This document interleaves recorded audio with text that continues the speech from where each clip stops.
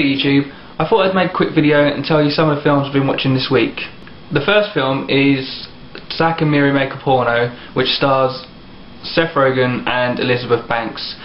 I've had this film a while and I've been putting it off because for some reason something stopped me from watching it. I don't know if it was the name, and I don't know if it was because I thought it'd just have too much topless scenes, like, you know, like when these films just get made to basically be soft porn for the type of people who can't go and see real porn for some reason and then want to watch these silly films.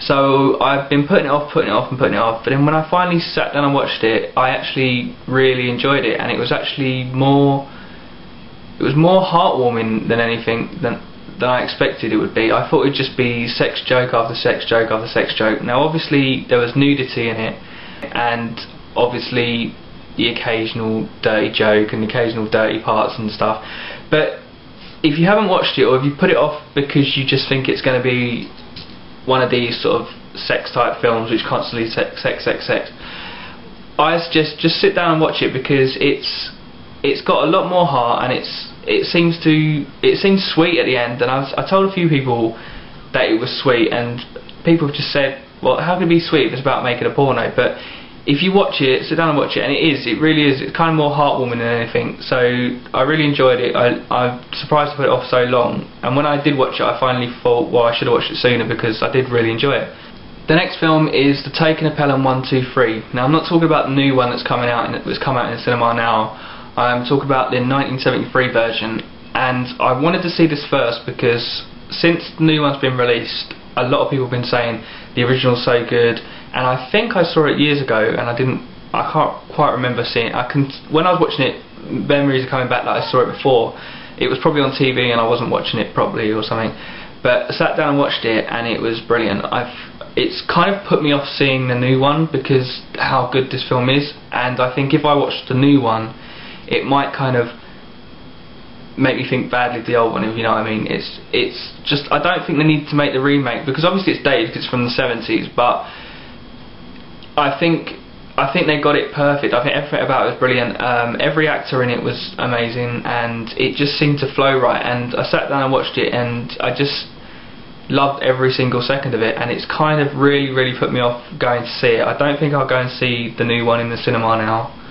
I think I'll wait for it to come out on DVD and probably buy it then.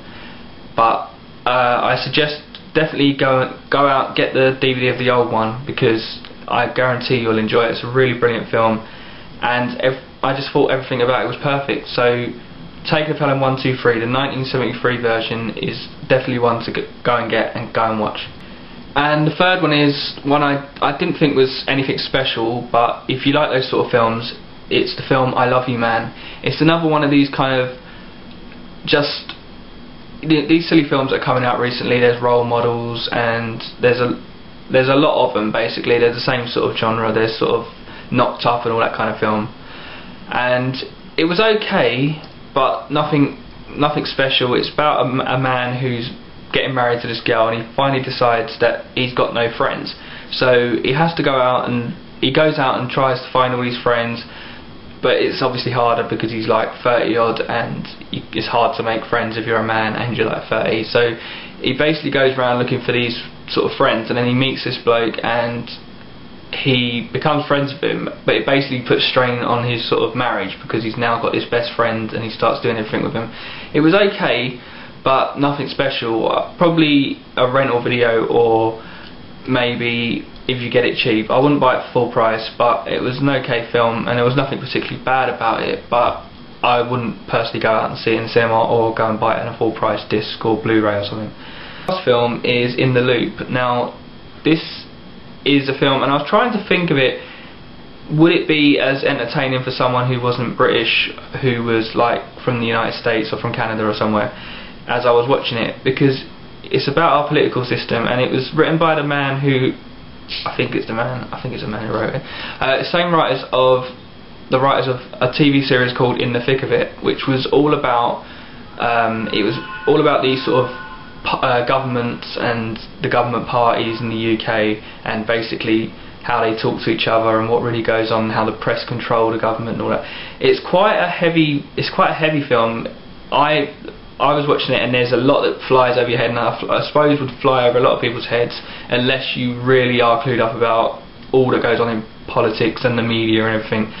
It was okay, and I don't think it's for everyone. I think if you're into that sort of film, into that sort of comedy, like in the thick of it, then you definitely watch this one. And it's all about the Prime Minister of England and the President of the United States, and basically they're fabricating this stuff to go over war, and it's obviously a sort of a satire and a kind of a version of maybe what happened about Iraq and all that kind of stuff.